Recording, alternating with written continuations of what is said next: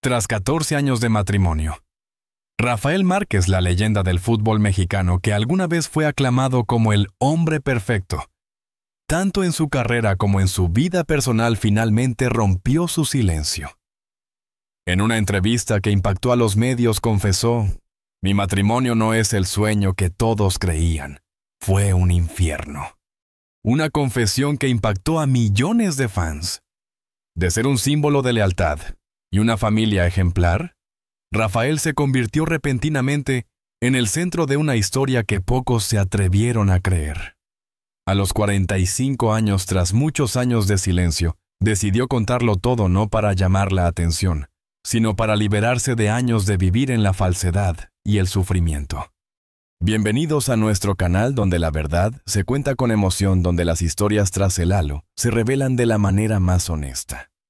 A los 45 años, Rafael Márquez decidió romper un silencio que llevaba más de una década pesando sobre sus hombros. En una entrevista transmitida en horario estelar con millones de personas viendo desde sus hogares, el exfutbolista elegante, tranquilo, pero con una mirada visiblemente cansada, dijo las palabras que nadie esperaba escuchar: "Mi matrimonio fue un infierno". Durante unos segundos, el estudio se quedó mudo. Ni los presentadores supieron cómo reaccionar. Las redes sociales estallaron de inmediato. Nadie podía creer que el mismo hombre que durante años había presumido de una familia perfecta, ahora describiera su hogar como un campo de batalla emocional. Rafael Márquez no era solo un ídolo deportivo. Era una figura nacional, un símbolo de disciplina, éxito y estabilidad. En el campo fue un capitán indiscutible. En casa todos creían verlo como un ejemplo de equilibrio y fidelidad. Junto a su esposa, posaba sonriente en galas, eventos benéficos y entrevistas donde hablaban del amor de la familia, de lo bendecidos que se sentían. Pero detrás de esas sonrisas había algo que muy pocos conocían: una relación fracturada, desgastada, convertida con el tiempo en una prisión. "Durante muchos años fingí que todo estaba bien", continuó Rafael, su voz temblando apenas. "No quería decepcionar a nadie, ni a mis hijos, ni a los fans, ni a la imagen que todos tenían de mí. Pero llegó un momento en que ya no podía seguir mintiendo". Sus palabras fueron más que una confesión. Fueron un grito contenido por años. El capitán de la selección mexicana, el hombre que lideraba con firmeza incluso en los momentos más duros, ahora se mostraba vulnerable, humano, completamente desarmado frente al mundo. Esa noche, las redes sociales se dividieron en dos. Algunos lo llamaron valiente, otros lo acusaron de traidor. Los programas de espectáculos diseccionaron cada palabra, mientras los titulares de los diarios al día siguiente decían: "Rafael Márquez admite que su matrimonio fue una farsa". En cuestión de horas, lo que durante años fue admiración, se transformó en juicio público. La gente quería saberlo todo: qué había pasado, cuándo comenzó el deterioro, quién era realmente el culpable. Lo cierto es que esa entrevista no fue improvisada. Rafael la había planeado durante meses. Quería hablar, pero no desde el enojo ni desde el resentimiento, sino desde la verdad. Durante años había soportado silencios insoportables, discusiones interminables y un desgaste emocional que ni siquiera la fama ni el dinero podían aliviar. En casa había frialdad e indiferencia, y lo peor, miedo, confesó. Miedo a hablar, miedo a enfrentar lo que ya no funcionaba, miedo a perderlo todo si decía la verdad. Detrás de las cámaras, quienes lo conocían sabían que su vida conyugal hacía tiempo había dejado de ser un refugio. Lo que el público veía era una ilusión cuidadosamente mantenida. Pero las apariencias pesan, y en el mundo del deporte, donde la imagen lo es todo, Rafael prefería callar. Había aprendido a sonreír, incluso cuando por dentro se sentía vacío. En los viajes, en las concentraciones, encontraba más paz que en su propia casa.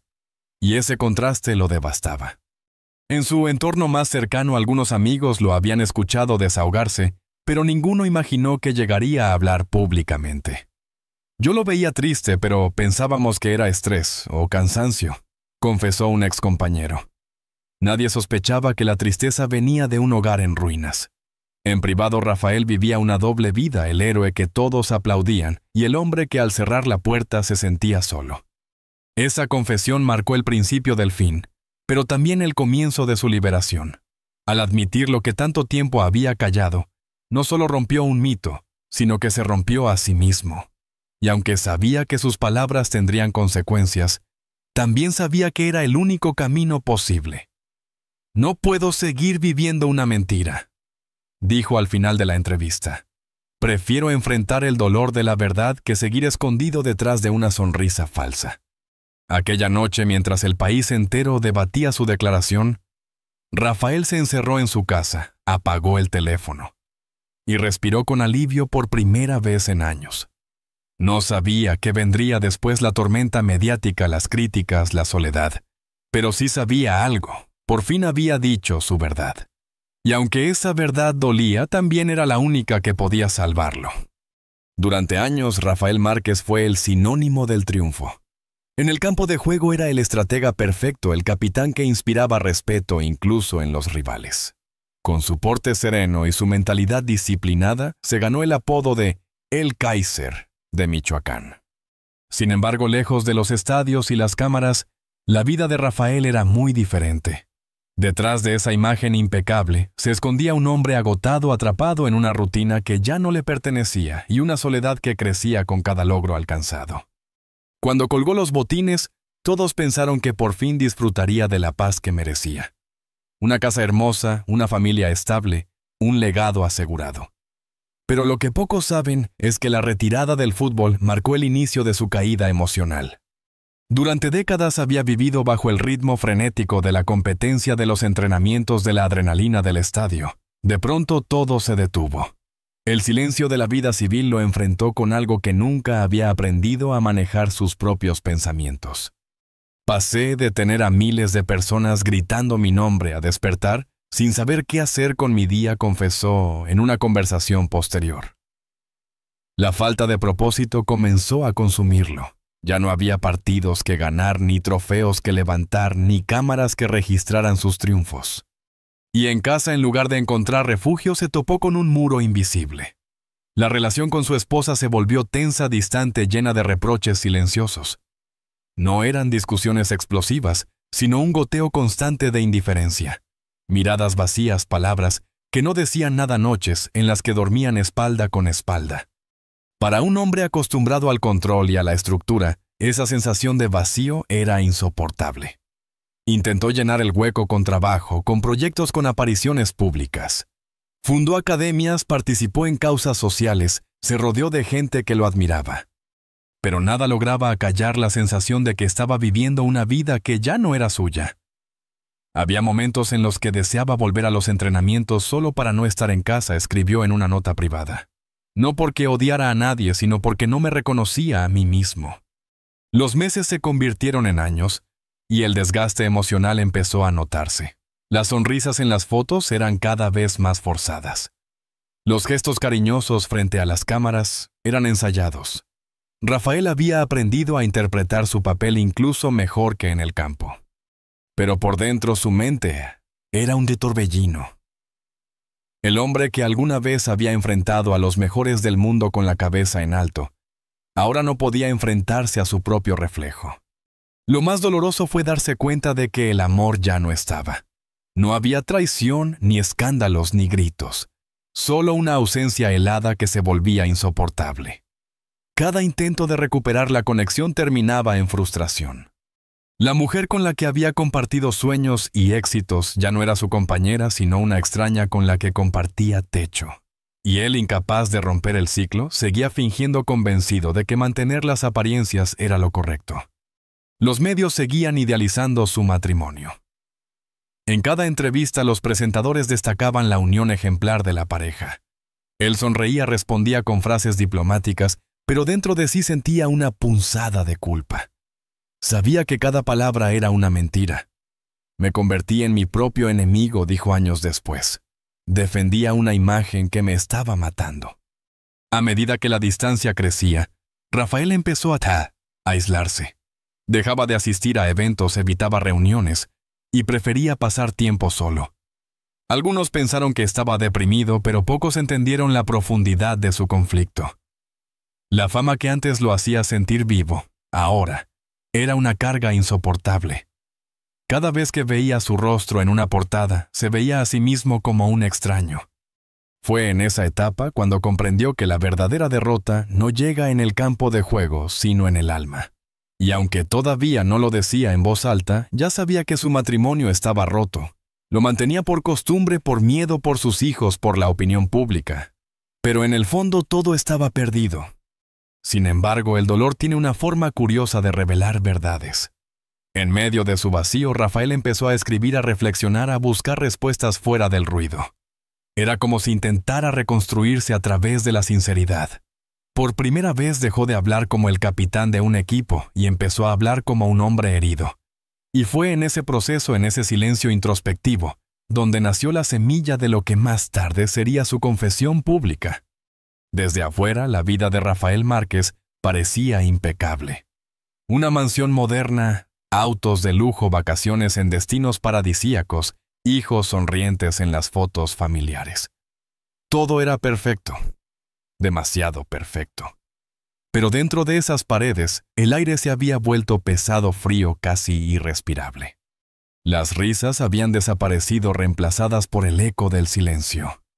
Lo que alguna vez fue un hogar lleno de amor y complicidad, ahora era una casa donde dos personas coexistían sin mirarse, sin hablarse, sin reconocerse.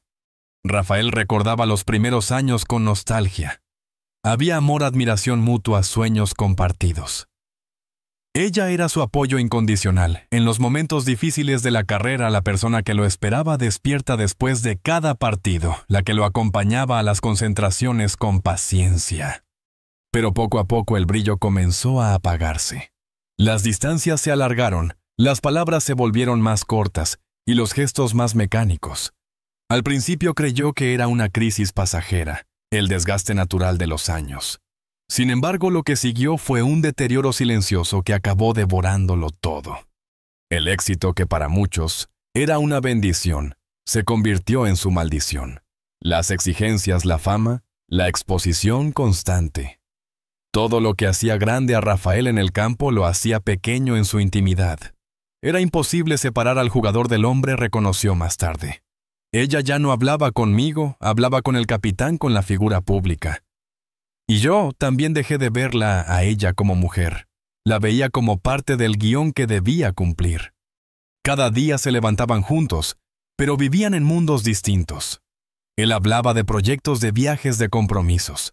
Ella respondía con monosílabos, o peor aún, con silencio. En la mesa ya no había conversaciones, solo pantallas encendidas. Los hijos, testigos inocentes de aquella distancia, aprendieron a no hacer preguntas. Era una familia que funcionaba por inercia, como un mecanismo bien aceitado pero sin alma. Con el tiempo la convivencia se volvió insoportable. Cualquier palabra podía desatar una discusión. Rafael, acostumbrado al control, perdía la calma por detalles mínimos. Ella, cansada, respondía con indiferencia. No había gritos ni violencia, pero sí, algo más cruel, la indiferencia total.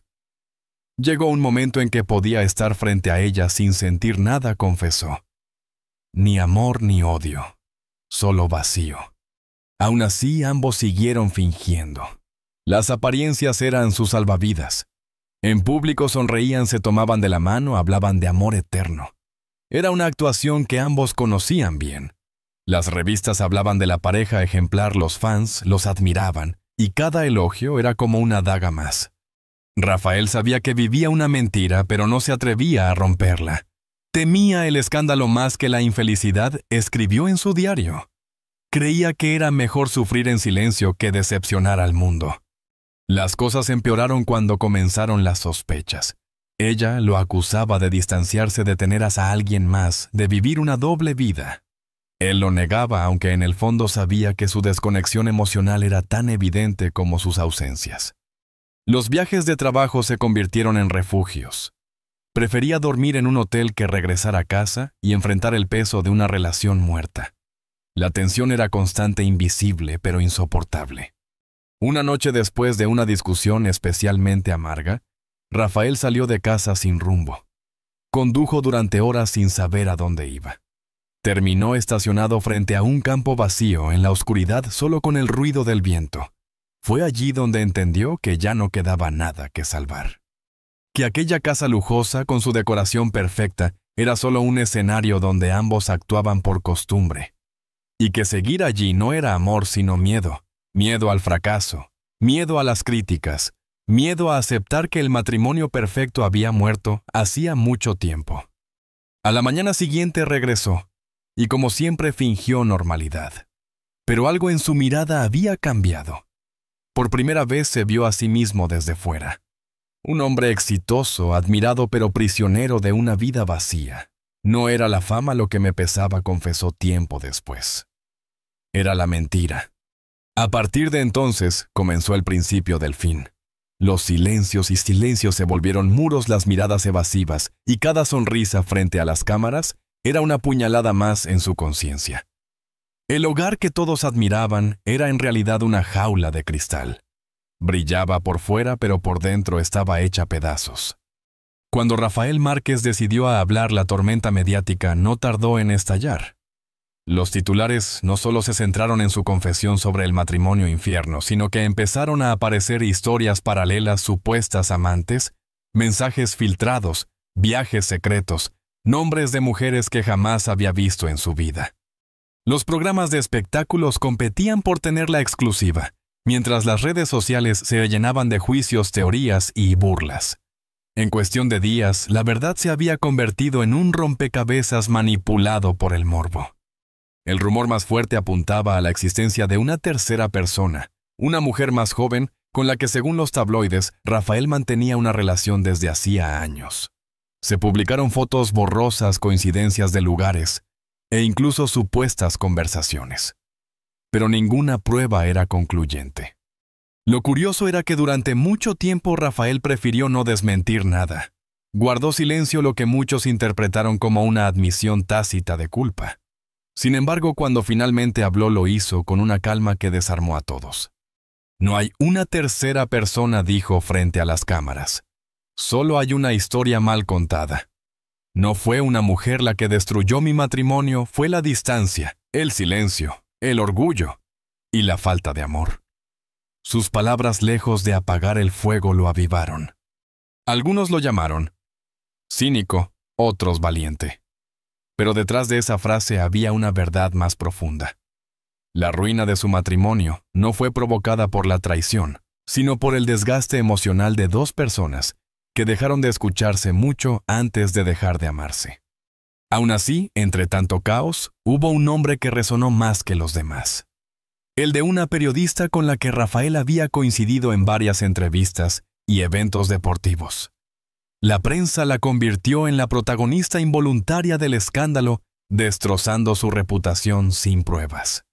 Fue una época miserable, diría él más tarde.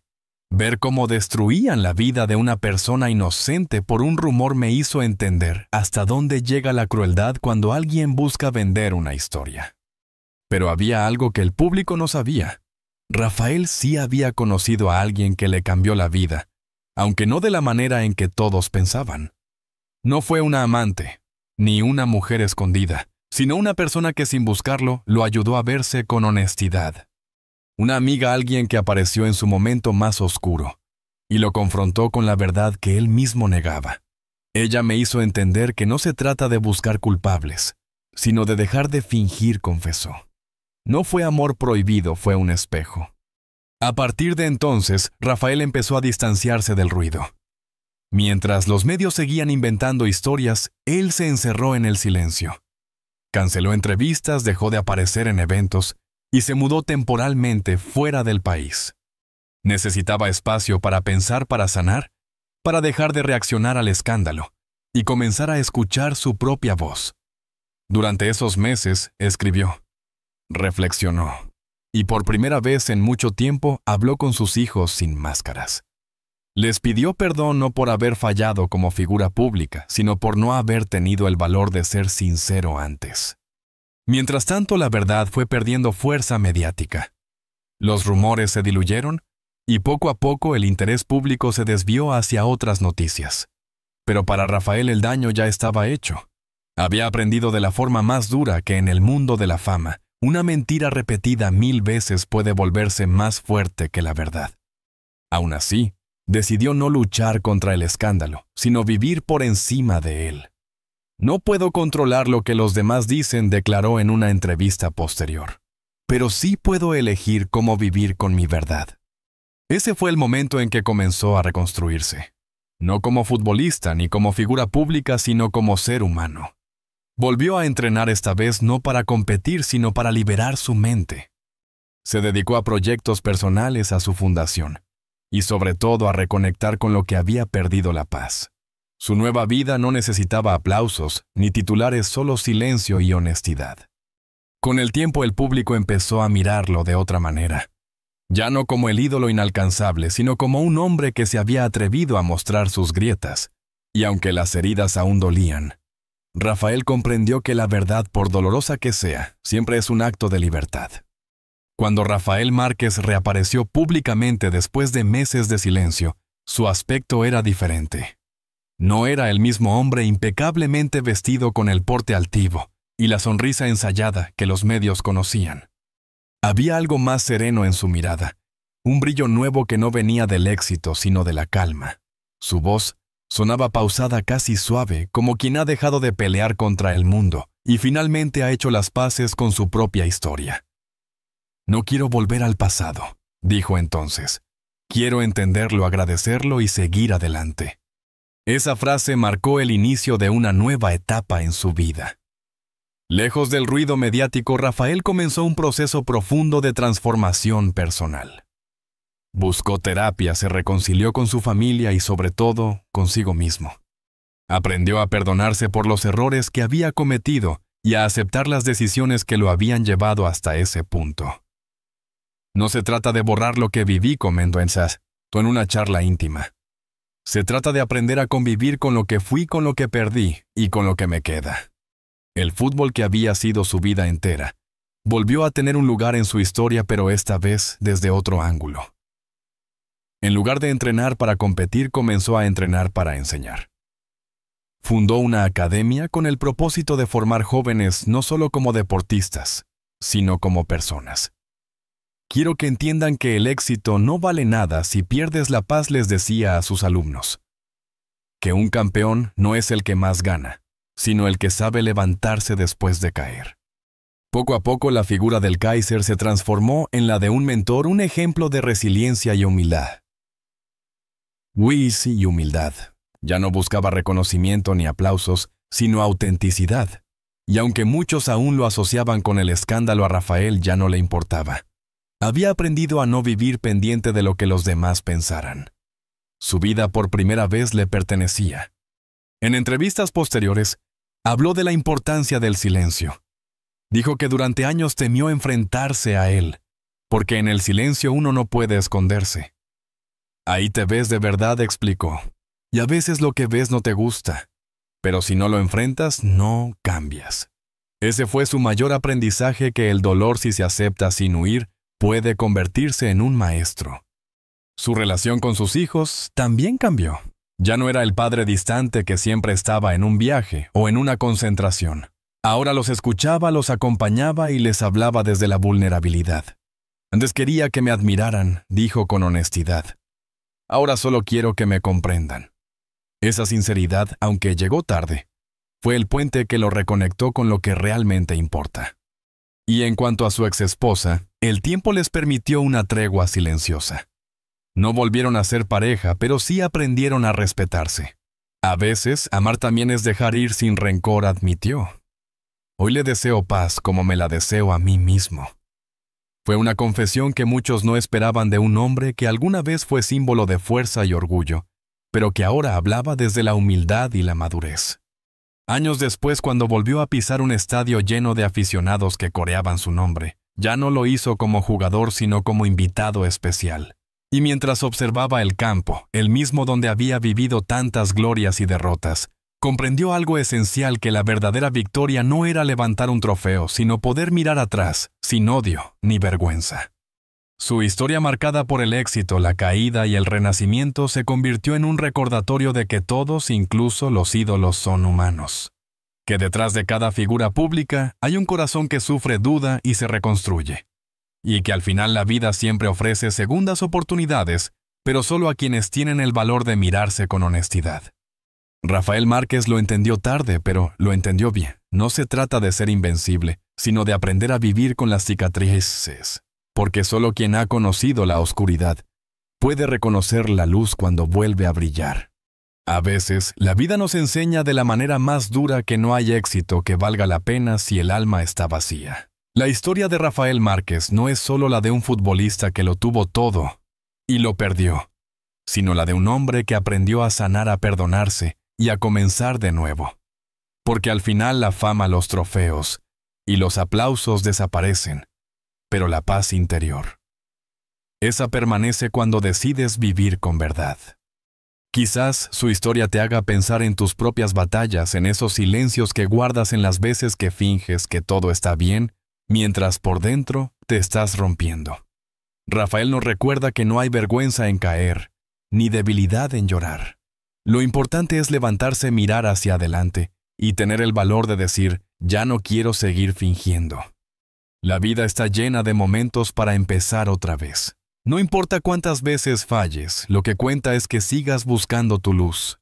Y si esta historia tocó algo en ti, si te hizo reflexionar, te invito a quedarte con nosotros, a seguir descubriendo las historias que nos recuerdan que detrás de cada rostro conocido hay un corazón que late, que ama, que se equivoca.